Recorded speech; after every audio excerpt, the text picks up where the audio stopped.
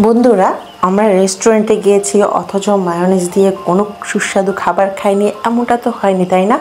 তো এখন আমি বলবো কিভাবে বাসায় তোমরা শুধুমাত্র একটি মাত্র সিদ্ধ ডিম দিয়ে মজাদার মায়োনিজ তৈরি করতে পারো। নিয়ে নিচ্ছি একটি সিদ্ধ ডিম, রসুনের কয়েকটি, একটু লবণ, নিচ্ছি একটু গুঁড়ো মরিচের গুঁড়ো, গুঁড়ো দুধ 2 চামচ নিয়ে নেব,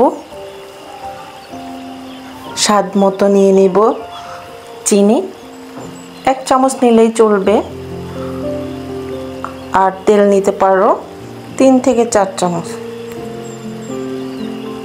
অলিভ অয়েলটাই আমি বিশেষ করে সাজেস্ট করব। এই তো ব্লেন্ড করতে হবে সবগুলো একসাথে। আর হ্যাঁ, সাথে যদি একটু লিকুইড দুধ দিয়ে নাও সেটা আরও সুস্বাদু হবে। দেখতেই পাচ্ছ কতটা মসৃণ হয়েছে মেয়োনিজ।